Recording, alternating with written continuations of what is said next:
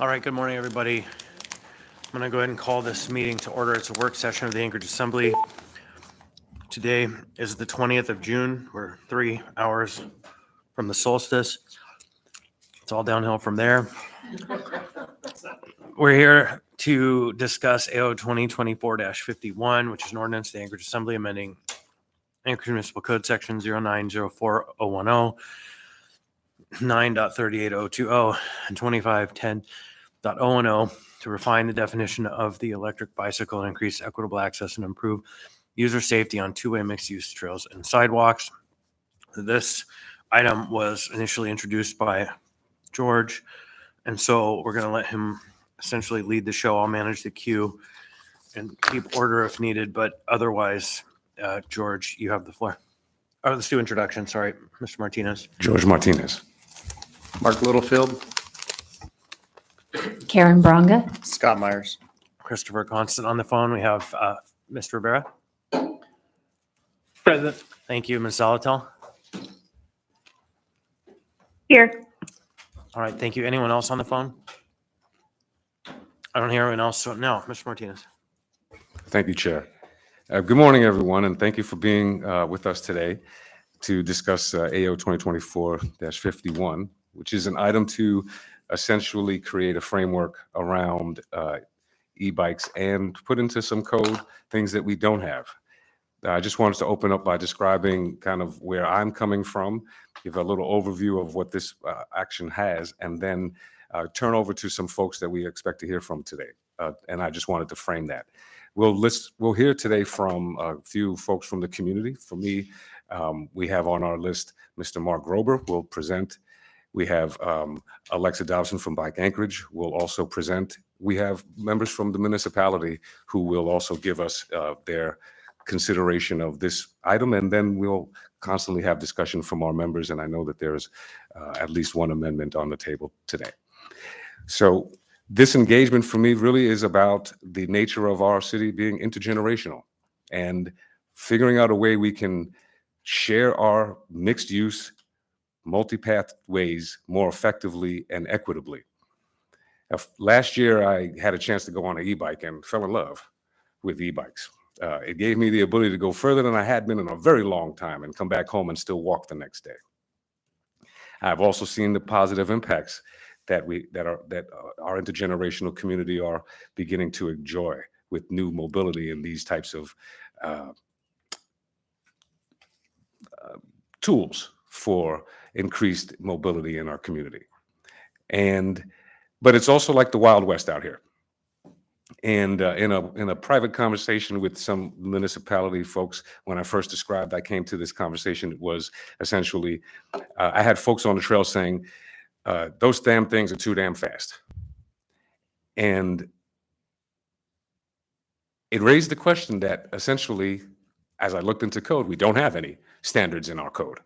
So here we are with an opening salvo into the discussion of how do we create a framework for equitable access and making sure that we can all share these spaceways together.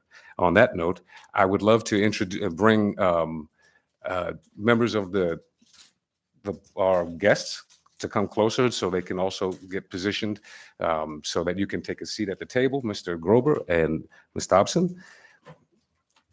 I would like us to start with the feedback from our two community members before we hear from the municipality folks in terms of their takes on this. And primarily it's because I want to make sure that we have the sense of fairness to hear from the folks who have showed up respectfully from the community. And on that front, I would love to hear first from Mr. Grober to open us up with who has also submitted testimony online to members, but I would love to turn it over to Mr. Grober for the time. And I described to him, he has a few moments to give us feedback, his take, and then stick around for any questions that we may have during our discussion. Mr. Grober? Thank you. Please use the microphone, sir, and introduce yourself. There we go. I'm sorry. Mark Grober. I'm an attorney. I run a forum on Facebook, Anchorage Bicyclists. I'm an avid bicyclist and have been bicycling skiing, walking, hiking, and using all of our trails for nigh on to 50 years now. I came to Alaska, to Anchorage in '75 to take the bar, and never really left. I got involved in this particular concern because with the advent of the introduction of Senator Kawasaki and Representative Carrick's legislation, it looked like the Alaska legislature was going to simply ignore preemptive federal law, ignore physics. Ignoring physics can be dangerous. So I started researching and providing my legislators with extensive research on issues with e-bikes as far as the lithium batteries and the danger of fire. There's hundreds of fires in major cities throughout the country. The speed issue, not only does it generate a lot of speed, there are people who say, well, we see the spandex crowd doing 25. What's the difference? And really the difference is the spandex crowd is probably elite athletes, whereas what we are seeing now, especially on the coastal trail, we'll get to that in a bit, are people who've never been on a bicycle all of a sudden on a machine that can do 30 miles an hour down Kincaid Hill. They don't have the reflexes, the conceptual, what's technical scientific words for it, but they do not have the wherewithal to be able to control an 80 to 100 pound vehicle doing 20 to 30 miles an hour. And there's lots of other issues. And I was a bit frustrated because providing lots of detailed information to the legislature, nobody read it, nobody discussed it, nobody had anything to do with it, and I was nonplussed. So I tried to figure out, why is it that with a matter of public safety that my legislators were simply not interested in looking at the details and the specifics, because we weren't looking at doing away with wanting to provide e-bikes. We're just trying to say we need some controls and limitations. So the big question is, why? Why are we here and what's going on? And the reason we're really here, the crux of the matter, is a two-syllable Chinese name, Bafang. Bafang, years ago, came up with a hub motor that they said would revolutionize the mobility business, and it has. Right now, you can go to Pablo's and you can rent an Aventon Adventure, and that is over a kilowatt machine. Federal law preemptively sets e-bikes at less than 750 watts. Our municipal ordinance was changed several years ago to go from less than 750 watts to 750 watts. It has to be no more than 750 watts. Bafang, probably because they're Chinese and they didn't do a very good translation, nominally identified their hub motor as 750 watts. Mr. Grober, just pause for a second. Let's just stick to the ordinance that we're here. Let's not talk about language translation. Let's not talk about other things beyond the scope of what we're trying to get. And let's get to the point so we can hear everybody. The point is, thank you, that calling something a 750 watt machine is meaningless. And if you're interested, I can provide dozens of resources at the lay level or at the level of a physics professor explaining why trying to identify something as 750 watts or 550 watts or even 250 watts is really meaningless. Because when it comes to the physics of how you rate this, anybody can say anything and you can't prove them wrong. In fact, manufacturers now are admitting, Adventure, Mach Wheel, Dost, all these big manufacturers of so-called 750 watt bikes are admitting that that's 750 continuous watts, but it's more like 1,500 peak watts. And then you're going to say, well, what's peak watts? And then we go down the rabbit hole. So when I first got involved, I tried to suggest that we do something that is historically viable, even though it has problems. And what's historically viable is what Europe has done, which is 250 watts. And why is that viable? Because they don't use the large external batteries, and the motors are hub-based, and there's no way you can confuse a crank-based, and there's no way you can confuse a 250 watt crank-based motor with a 750, excuse me, 1,000 or 1,250 hub motor. Mr. Grober, Yes. I'm going to ask you to pause at this time. I think you hit your crux on the head, and I ask you to stick around for questions I'm sure we will get into questions about size and whatnot. But at this point, I want to hear from the George, next person. hold And on, just but I one wanted to minute. recap. George, 1 minute. I just note that Ms. Brawley and Mr. Salt have joined us, and Thank I you. believe Mr. Bolland is listening, but not on the phone. So Thank you. And just so essentially, this action here will move in the direction that you are articulating we should be, which is smaller than the federal regulations exist today. And then we can discuss further into that, but that's essentially what I heard. Okay. And we'll give you an opportunity to be a part of the discussion, so stick around. Ms. Dobson, we would love to hear Bike Anchorage's position. And Thank you you. have also 5 minutes. Okay, sounds good. Can you hear me? All right. Yeah, my name is Alexa Dobson. I'm the executive director of Bike Anchorage. We're a nonprofit organization working to make Anchorage more bike friendly through advocacy, education, and encouragement. E-bikes are a growing and popular method of transportation in our community, and we support an effort to create a regulatory framework for e-bikes. Our concern with the original ordinance as written is that 500 watt limit would essentially make a lot of the bicycles that people have in Anchorage right now illegal to ride overnight. Because at the federal level and in most states, the 3-class regulation system is the one that is in use, and most of the e-bikes that are manufactured and sold are built to those specifications. So we wouldn't necessarily want to be discouraging people from, taking bike commuting and things like that, just because their bike is now considered a motorcycle instead of a bicycle. So it's great to see the constant Bronga amendment that would implement the 3-class system that is in place at the federal level in nearly all states. E-bikes are an important tool for increasing mobility and replacing car trips, which are goals that Bike Anchorage shares with the municipality. I rode my e-bike here today, and I love using it to get groceries and run errands and go bird watching along the coastal trail. The research is clear on this point. When more people take trips by bike, we see a decrease in traffic, stress, air pollution, and wear and tear on roads. And we see gains in convenience, health, safety, finances, and general well-being for people. People who get an e-bike on average nearly double both their trips taken by bike and their miles traveled. And e-bikes are a more accessible mode of transportation for folks with limited mobility, injuries, or disabilities.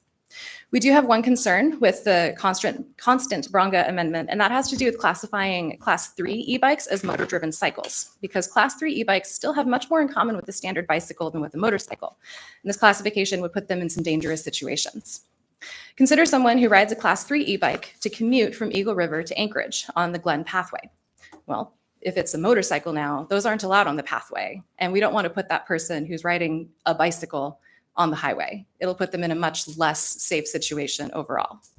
We ask instead that Class 3 e-bikes be classified as bicycles, not motorcycles, so that they're not subject to licensing or equipment requirements for motorcycles, and that they be designated for use on roads, on-street bike lanes, and paths adjacent to roadways. There is a common misconception that e-bikes are faster than standard bikes, and it's important to note that top speed, when we're talking about a top speed of a Class 1 or 2 e-bike is 20 miles per hour, for a Class 3 e-bike is 28. It refers to the speed at which the motor stops providing assistance, and just about any bicycle, electric or not, can hit 20 or more miles per hour under the right conditions. And in the same way that cars are capable of driving at 100 miles per hour, but they typically do not, research shows that most e-bikes are actually used at about the same speeds as standard bikes. A 2021 literature review by the National Park Service found that e-bikes on average travel at about the same or slightly higher speeds than standard bikes, and that higher average e-bike speeds may be due to the fact that e-bikes are faster on uphill segments. A 2019 Boulder County e-bike pilot study had the same findings. While people had a perception that e-bikes were too fast and caused trail conflicts, the objective data collected on trail showed that trail conflicts had not increased and that e-bikes had actually traveled at a slightly slower rate than standard bikes. Now, e-bikes are relatively new, and it's natural to have concerns about safety. The municipality does not count e-bikes on trails or keep data on speeds by different trail users, and I have not been able to find any data showing a widespread problem with e-bikes traveling at excessive speeds or causing crashes or trail conflicts. The narrative that I've heard most frequently is that tourists on e-bikes are riding too fast on the coastal trail, which seems to be a separate problem. Oh, thank you. So it seems to be a separate problem that is actually pretty easily solved. All e-bikes under the three-class system have a speed governor so that they can determine when to cut out the motor. So we could just require that speed to be lower. So that seems like a neater solution to a specific problem that doesn't also discourage people from using e-bikes as commuter vehicles. And finally, observing the lack of data here, it would be a good idea to conduct a study, maybe similar to the Boulder County pilot I cited earlier, so that we can fully understand the way that people on e-bikes are interacting with other trail users. Such a study could include on-trail surveys, speed data collection, and bike counting to give us a clearer picture of how people are getting around so that we can craft legislation that meets the needs of the people while advancing our active transportation goals. Thanks for having me here today, and if you have any questions, I'd be happy to discuss. Thank you. Stick around. I'm sure we'll come back around to questions. I'd love to hear from 1 sec, Mr. Gates. Mr. Gates. Thank you. I have two questions, I guess. One is the federal law for e-bikes. You said they adopted the three-class system, and I apologize. Legislative Counsel Matthew Hort worked on this, so I need to sort of something for him. But I looked up federal law in Westlaw, and it doesn't have class 1, 2, 3 yet. Maybe it hasn't been published or codified in federal statute or regulation. So I wonder if that's a very recent change, and do you have a bill we can cite for the federal, I guess, government adopting the class 1, 2, 3 system? Yeah, so the federal classification is actually under consumer safety. So that's the way that it's regulated there. And that's what I looked up, but it still has the, I guess, similar to our current code, just two classifications. I didn't see class 1, 2, 3. Maybe it hasn't been published. Was that adopted, I guess, very recently? Maybe Mr. Grober seems to have an answer. Mr. Grober, would you like to respond to that as well? If I can turn on my mic, there we go. That's why I produced this 10-page document, because it has all the federal statutes and the regulations. And what you find is the 3-category classification is a regulation of the Department of Interior with respect to some federal lands. And it turns out that it's not often imposed. And so in other words, they created the category, and just this year, BLM adopted a plan to allow only class 1. Perhaps you can give me the site after the work session. I'm sorry? To the Department of Interior's regulation. Perhaps you can give me the site to the regulation after the work session. Yes. If I can have your email, I'll send it to you. Thank you. Yes, thank you. I guess one other thing you mentioned was the concern for speed. It hasn't been a concern. Class 3, though, allows them to go up to 28 miles an hour as opposed to 1 and 2 at 20 miles an hour. So that's one reason this amendment was drafted, placing class 3 differently. But I guess from what you're saying, even class 3 bikes going up to 28 miles an hour haven't been a safety concern, I guess, for routes on our trails. Is that correct? Understanding? Yeah, is your question that bike what the moving at assertion was. 28 miles per hour would be a safety concern on the trails? I certainly think so. Again, the point that I'm trying to make is that bikes have a generally much higher top speed than people actually use them at. So the reason that people choose a class 3 e-bike is for that increased speed if they are commuting long distances or hauling things. So there always is that risk. That is absolutely true. But the question again is whether we have any data indicating that that is a problem as we are experiencing it now. Thank you. Thank you, Mr. Gates. I will turn it over to our municipal folks for responses to the ordinance and information that we need to hear as members so that we can open up a discussion afterwards. I'm sure members have questions, and I'll be tracking the amendment and the queue. So who would like from the municipality to open us up? I think the one who rode a bike here today should speak first. I think there's two of them. On. I think there's two of them. So you get to pick. Wait, Taylor, did you ride your bike? Oh, okay. I was going to say almost all three could have. So go ahead. Let's see, maybe I'll just sort of start in a very big picture way and discuss the issue. I appreciate you bringing it forward. I think it's an important issue. I think as a department, I think one of the things that we know is taking place is that the trails are becoming more popular than ever before. We're seeing higher user numbers, and also speeds are increasing on the trails generally.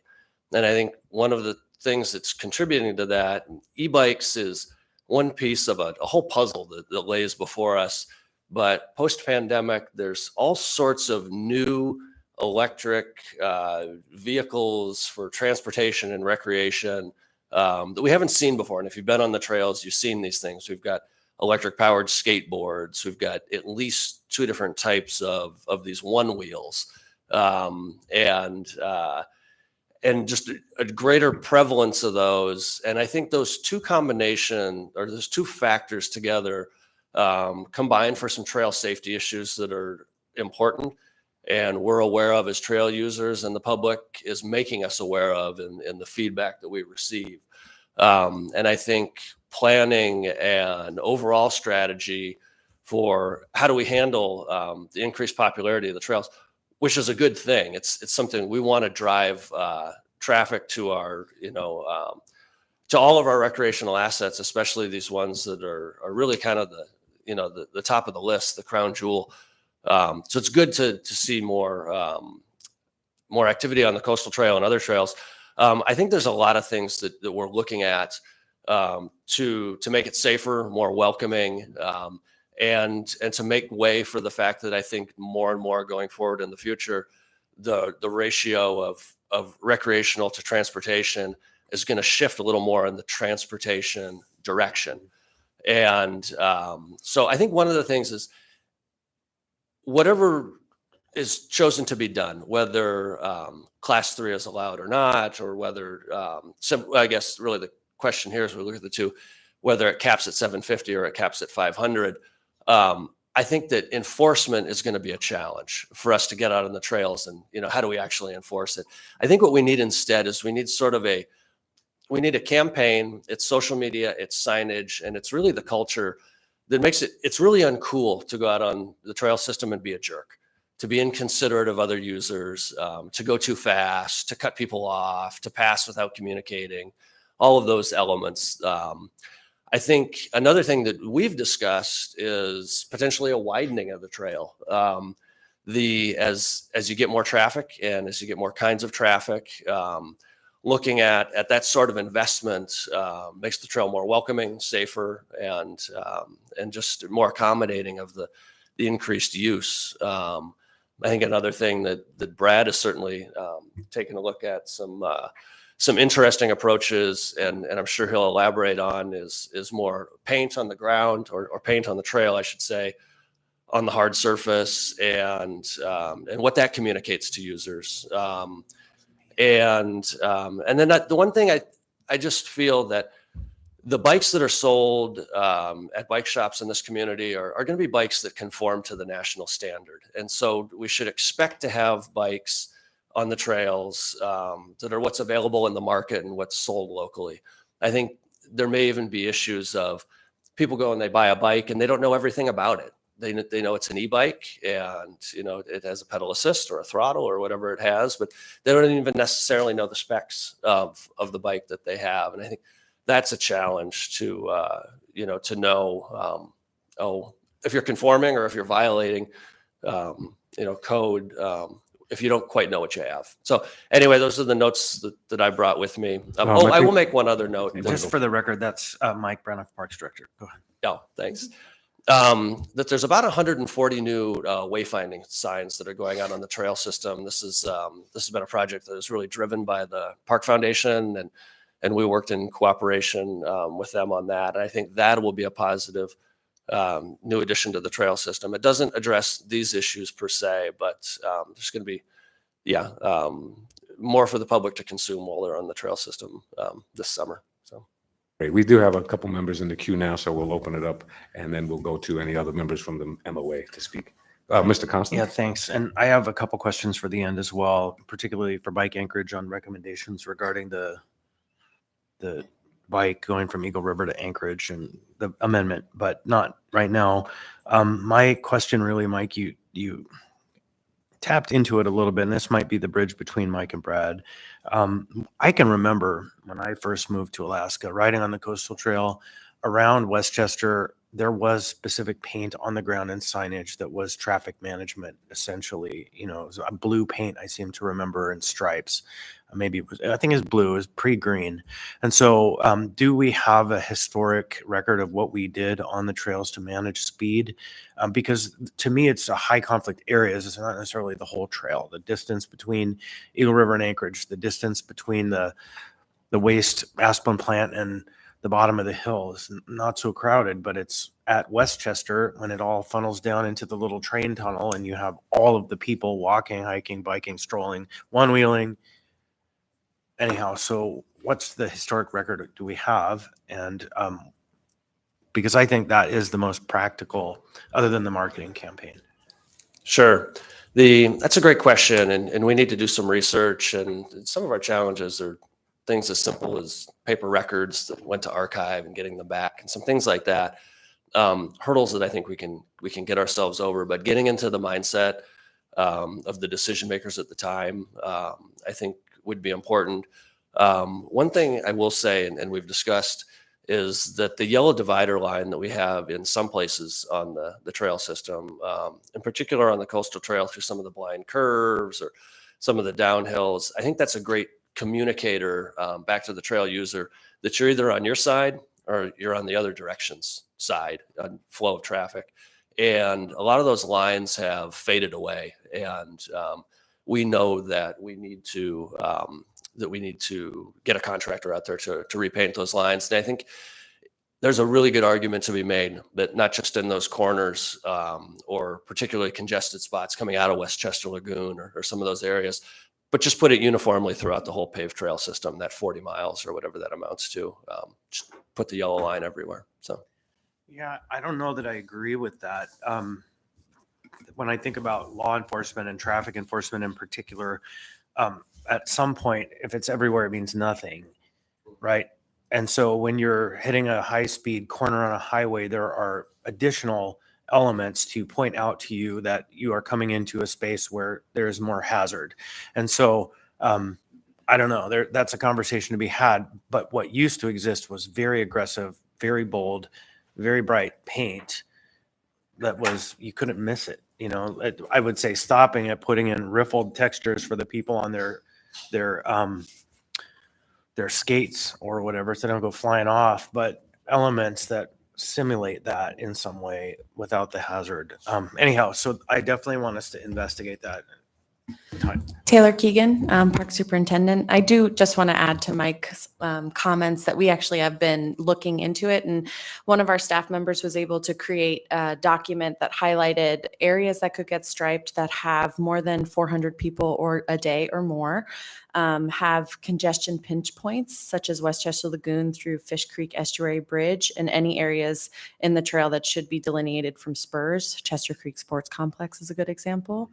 And finally, areas with limited sight lines, tunnels, curves, and hills. So we have a document that we're ready to implement. We just have to implement it. Yeah. So, and that was created in the last 4 weeks. Awesome. Thank you. Excellent. Well, we hope this is a catalyzing It is, element. clearly. Absolutely, yes. So thank you. Member Bronco? I just wanted to talk about, you mentioned the social media campaign, and I was trying to get talk about Trail Watch, and Brad Muir had some great ideas that instead of the Trail Watch program, that we do a social media campaign about we all take care of our parks. And I know you guys are stretched really thin, but that didn't happen. So I fear that a social media campaign on this won't be good enough. I am very much in favor of making sure that the bikes, whether they have a throttle or not, the speed seems to be the most important thing. And I had a couple of emails in my box from people who had been hit by people with not an e-bike. Doing the Moose Loop the other day, the problem is basic trail etiquette, people on both sides, large families not watching their kids. And I've never seen so many people on the Moose Loop as I did last weekend. And it was really heartwarming and it was great. And my pride was wounded a little bit as some e-bike elderly people passed me on the Westchester Hill. But, I thought, good on them. They're out there having a great time. So I just want to point out that I feel like the e-bikes have really opened up the world of biking to people who have injuries, aged, and they're no longer going out there. I bring my 92-year-old mom out on her e-trike. And it's just a very fun experience because she hadn't been able to be on the bike trails in years. She just didn't have the strength. So she uses the throttle to get up over the last little bit of the hill, which is totally appropriate. So I think the speed is the thing. And I was thinking about your 140 wayfinding signs that, maybe 20 miles per hour listed on there. I know we won't enforce, but possibly if, we're putting that on there, and all the e-bikes that I've ever been on have a speedometer. You can see how fast you're going. And then, possibly on those signs, just who yields to who, that they have out at BLM. Sometimes I'm looking, is it the horse or the, but who yields to who might be a good thing to add to those signs as well. And widening in the coast, the area around Westchester Lagoon, if that could ever happen, that area is so heavily trafficked and people are just loving it. But it's, a walking side that you sometimes see in other cities or Europe, and a side for bikes. If that could ever happen, that would be amazing. Thank you. We have before we go on to other folks, I have other members in the queue, so we'll just continue with that. We have member Zaltal. Thank you. So I have a couple of questions and they may have to be taken offline. I'm curious with the plan that Taylor mentioned, is there already funding for that or is there funding needed? Similarly, a social media or additional signage campaign, is there cost associated with that? And again, what would be needed and what might be the various routes for funding we could either seek, or should we be taking that up in the upcoming 25 budget conversation? And then finally, I'm curious about, and maybe it'll be addressed a little bit later in the meeting, given what I've heard from the speakers, I'm curious about the sponsor's intent for Tuesday night. This is an ordinance before us. If it is to shift away from a particular law regulating e-bikes to more of what's been recommended by Parks and Rec, or if the intention is still to move forward with the consideration of the ordinance or a tweak to the ordinance that really possibly contemplates a speed limit, because that's kind of what I'm getting away from this meeting. Thanks. Thank you, Meg. Taylor, would you like to respond quickly to the first part? Sure. Thanks, Meg. This is Taylor Keegan, Parks Superintendent. There's not currently any funding allocated to this. We're looking to implement it internally with our maintenance staff, but as you may already be aware, we are constrained there. So we are currently developing a cost estimate, and once the funding is in place, we're hopeful that it's something we could maintain internally with maintenance. So identifying costs, Thank you for asking. Thank you, Megan. Yeah, I'm undecided, so we'll get back to the latter part of your question as we go through the work session. I had Mr. Littlefield in queue. Okay, going forward, I think that the wattage is a problem and the speed's a problem. And I think 250 watts in Europe and 500 on the original AO and 750 on the amendment is an issue, and the speed. And I think I forgot your name. You spoke, so Alexis. You talked about putting the governor on that, and anybody with some common sense can bypass the governor. I guarantee it that will happen. And you'll have people going 50 miles an hour down these, and enforcement is going to be a huge issue. I don't know if we can handle that. So whether or not this passes, enforcement is going to be a big issue. That's all I have. Thank you, Mr. Littlefield. We wanted to go back to Mr. Coy. Were you going to jump in on this? Cool. And then I have myself in the queue for our next round of questions. And Mr. Coy, would you jump in on as well? Thank you. Yeah, I'm Brad Coy, Municipal Traffic Engineer, and I want to provide some of the Traffic Engineering Department's perspective. First off, I want to back up and say, big picture, non-motorized transportation, active transportation are big picture things that we want to support in the community. Other ways to get around, whether it's walking, taking the bus, using bikes, that's something that we want to encourage. And e-bikes are a way that can really address that for a large portion of the community. And so I feel like everything that we do, we should be thinking, how is this helping our transportation system on a whole and user safety and accessibility? So kind of with that, there does need to be that safety component. So taking some reasonable measures to address that safety. Another key part that I love about trail use is the sense of community. Being able to see people on the trail, wave, say hi. It's such a different experience versus being in the car. And so I feel like this is part of Anchorage's culture, and it needs to be encouraged to be part of Anchorage's culture. And so places that I have visited, I have seen a lot of signage that just makes that really clear. So having ways that we help instill that culture of consideration. I have also been paying attention as a cyclist, biking around.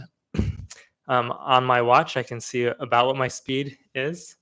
And really what I have found most effective is as you're passing other users, especially in confined spaces, being able to slow your speed to a reasonable consideration, which kind of is 10 to 15 miles an hour, depending on how much space there is. So in that moment, it is important to be able to be slower. Other spots where the trail is wide open, good visibility, straight away, I mean, going 20 miles an hour really isn't an issue. If I was limited on my own bike, I don't do an e-bike, but I do a regular bike, to having to go 50 and trying to track that, that reduces the effectiveness of a bike as a mode of transportation.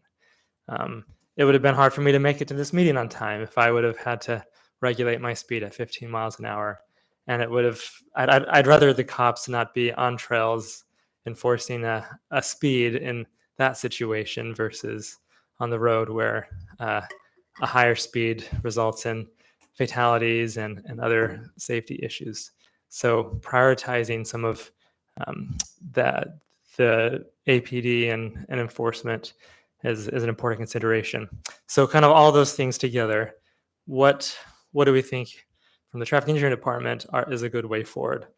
One is trail signage, having it clear who yields to who. The more vulnerable users should have the right of way, and bikes should be yielding to people that are walking.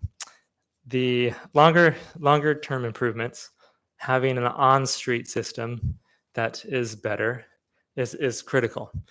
Right now, if I want to go across town, the Chester Creek Trail is so much faster than every other option that's of course where I prefer to go.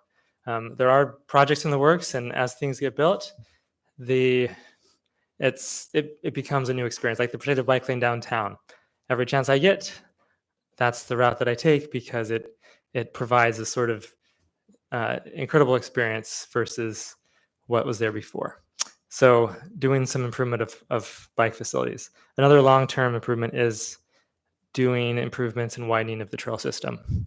If you look at other countries, some of our staff went to Finland, for example, and what they have on some of their more used trail system is a 20-foot wide system that has 8 foot designated for pedestrians and then 6 feet for bikes going one direction and 6 feet for bikes going the other direction. So it does the separation not just of a yellow line around a curve, which tells a bike which side to be on, but doesn't tell them if a pedestrian is going to potentially be around that corner. But something that's wider that gives everybody a little bit of space. I think some of our high-class trail system network that is going to be preferred bike use areas too, having it be wider could really be beneficial for everyone from a safety and a use and just the world-class nature of our trail system. So some of those things are key parts.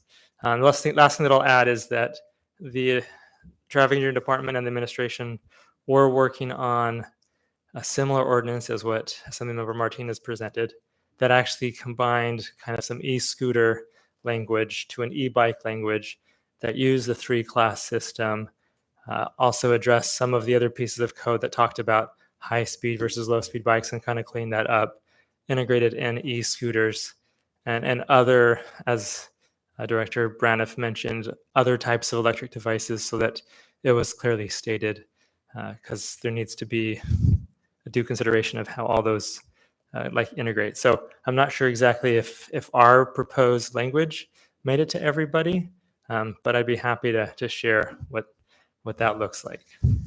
Thank you. We have another member in the queue just to speak to that point. I don't think that there was ever any language that was proposed. I think it was only in the working group of it. So I don't think it ever came out of the honor working group. I have another member before Mr. Colhase, before you speak. Randy. All right, thank you. I agree with a lot of what Brad just said. I think eventually industry will take care of the ratings as it becomes more standardized.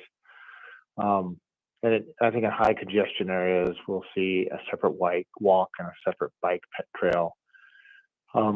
One thing I want to bring up, I think this is overall probably a good direction to limit speeds. I'm not sure on what the speed should be, but we should definitely classify these. And just a comment and food for thought for the future.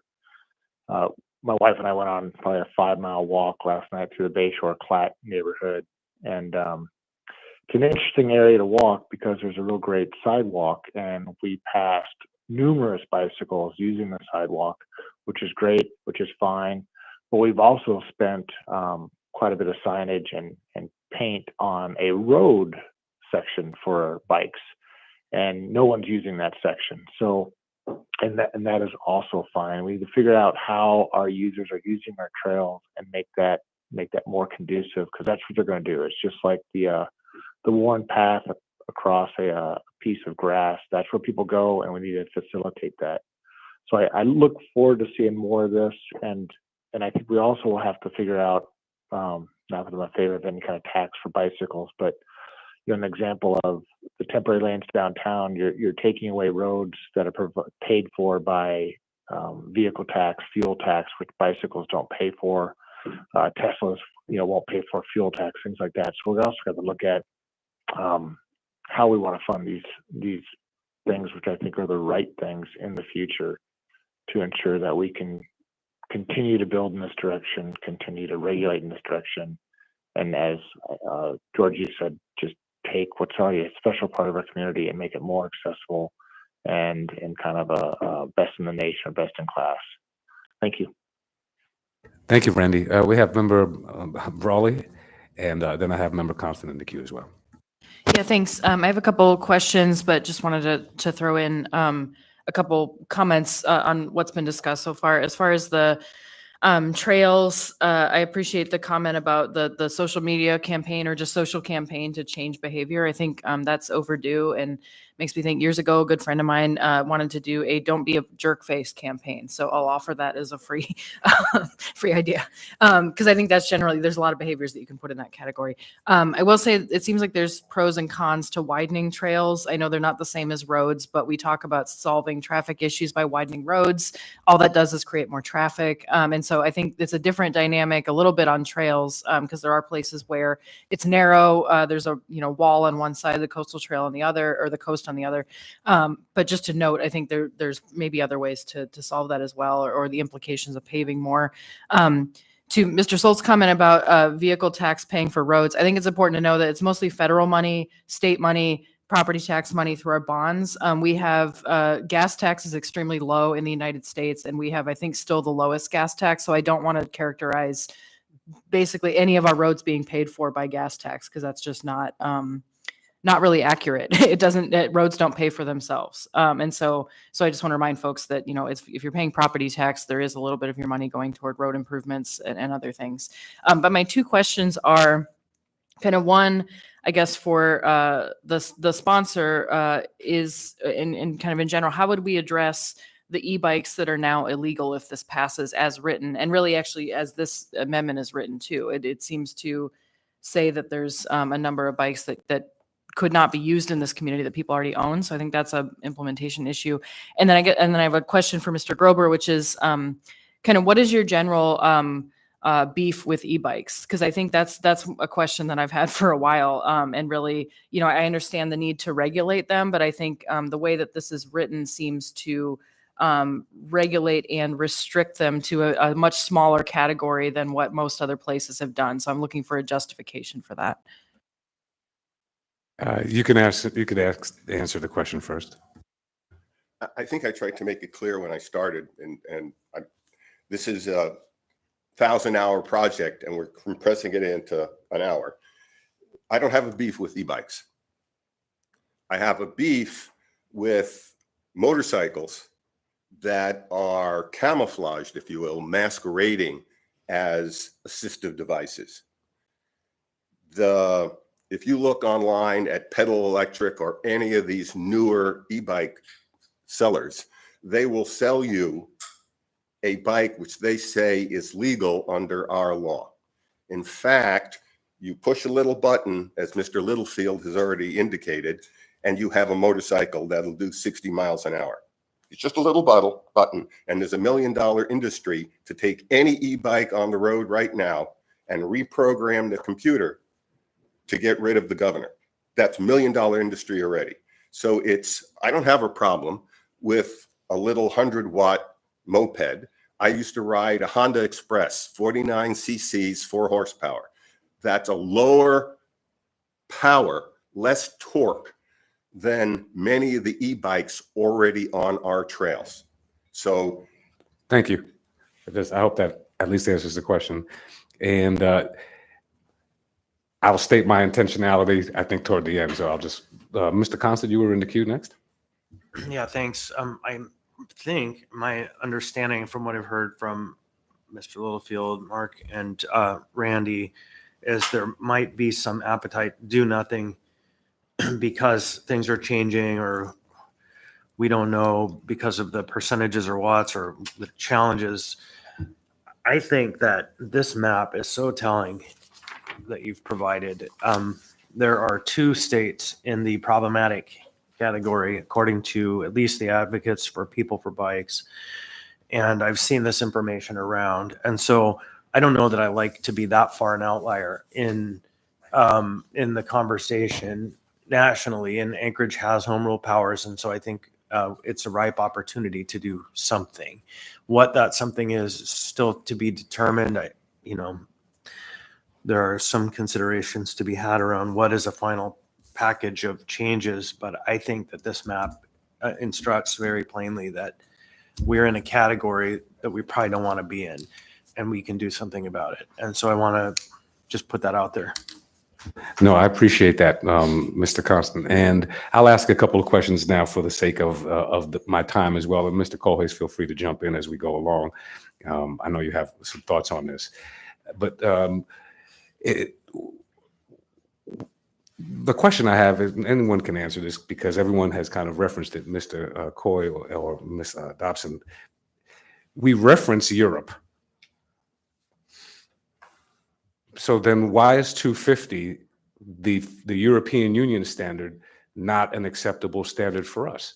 You are referencing European cities, designs, bike infrastructure. The trip was to Finland, I believe, that folks were referencing. And in the UK, in Europe, it's a 250 max. All right. So how come that is not something that we can aspire toward from your vantage point? And if it isn't, then why are we referencing Europe? You know, I always like to get right to it. So somebody fill me in on that. Yeah, I think that's a good question to consider. And yeah, there was also a note, I think, in the original ordinance that the entire nation of Canada had set their wattage limitation at 500 watts. That's actually not true. That was a regulation that was repealed by Transport Canada in 2021.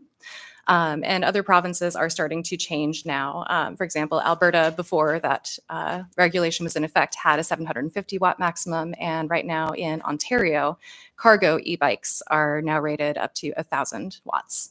So there is actually a lot more variation out there. And that's part of why this is so confusing. There are different regulations everywhere. And the primary reasoning that Bike Anchorage is asking that 750 watt max is because that is what is already the standard, and that is what bikes are already designed to.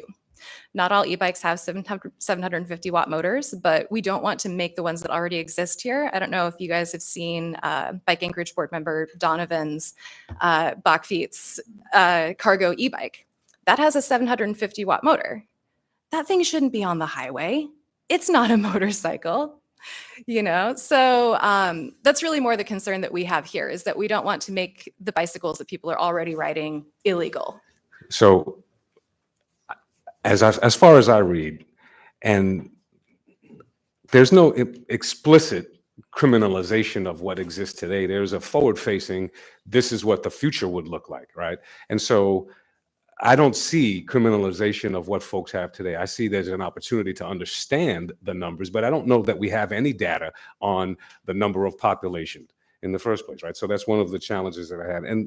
And with respect to data, if people are afraid to go on a trail, you're not going to have the data of them on the trail, right? So that the data, the question is kind of needs to be better addressed, but we do have areas of the high intensity, I think, really are very meaningful to me, and it's something that comes across well.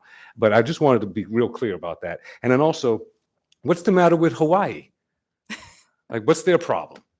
Because they regulate lower than the federal guidelines as well. I don't think I can tell you what's going on in Hawaii. I'm sorry. Well, what's going on well? Because last time I was in Hawaii, I used the Yamaha crank gear bike, and it was smaller than I imagined I needed. As my imagination told me, you want something big, a beastly mode. And I was like, oh, this is all they have over here? All they have is this. In Alaska, I could get a monster. And it was all I needed. And it was a great day, nevertheless, right? And so I also don't know that the audience, to your point earlier, is fully aware of the capacity they actually need.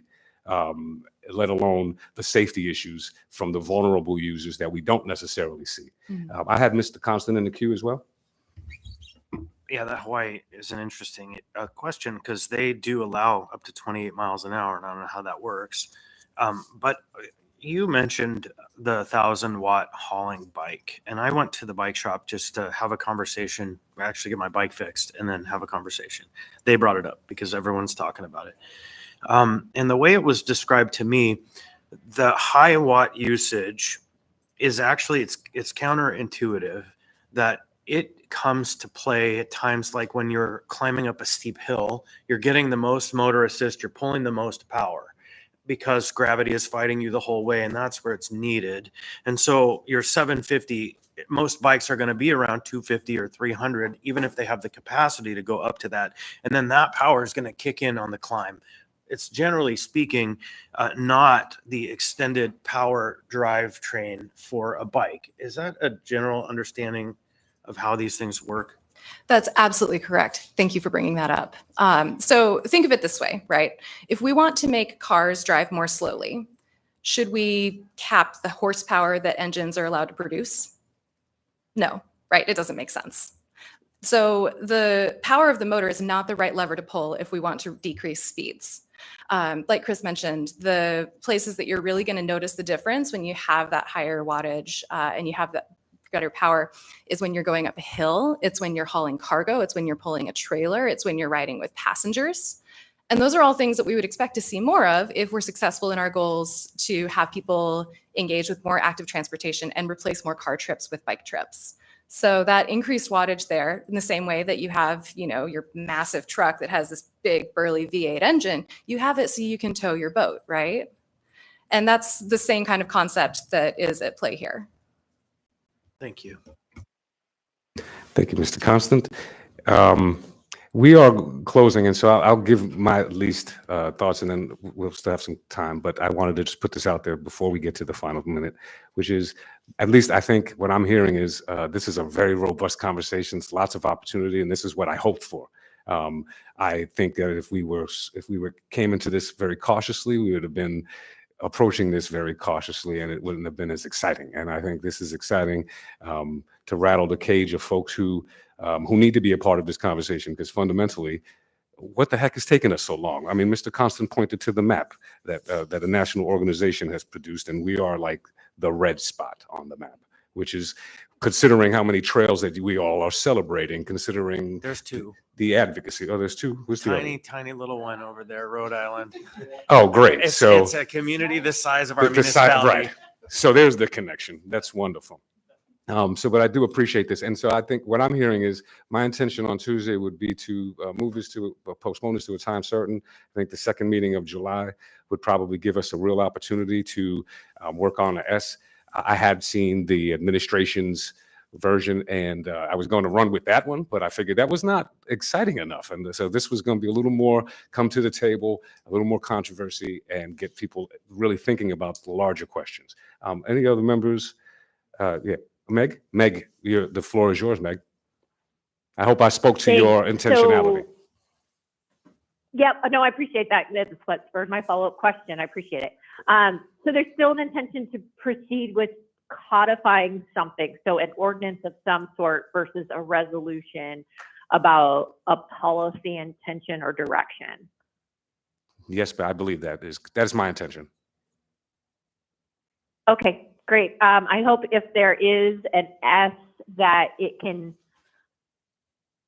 get into the agenda with a new shorter agenda deadline for the 4th of July sooner rather than later, so that we get a chance to take a peek at it. Thank you.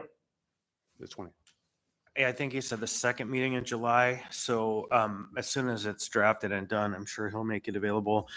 And I just want to say, I have been up the hillside trails riding my mountain bike in the dirt and been passed by multiple classes of electric bikes, one or two that are what you would expect, which, you know, surprisingly, many of our firefighters ride them. I know them well. I can't ride with them because they have the e-assist. But there's another class of bike that gets up there, and it is the one that's effectively a motorcycle, and it tears apart the trails. It has fatter tires, and it's not gas powered, but it certainly has all of the hallmarks of the motorcycle. And so I think therein lies the rub of the conversation. Like, and I don't know the answer on the amendment to fix that. I know that in the Chugach State Park, at least maybe in the federal parks as well, they restrict those bikes, more restrictive than what these general policies are. And there's nothing more irritating than seeing somebody riding a motorcycle on a trail. Just turn it. And so I get both sides of this conversation. Mr. Chair, one final comment, Yep. if I may. I appreciate colleagues for being here and for being a part of this discussion. I appreciate the administration for the work that you all have done as well. And yeah, Just thank you all. All right, and with that, we are out of time for this meeting. I'm sorry, Brad, if you, last word? No? Okay. So thank you, everybody. We'll be convening back in 10 minutes for the Enterprise Utility Oversight Committee. We're adjourned.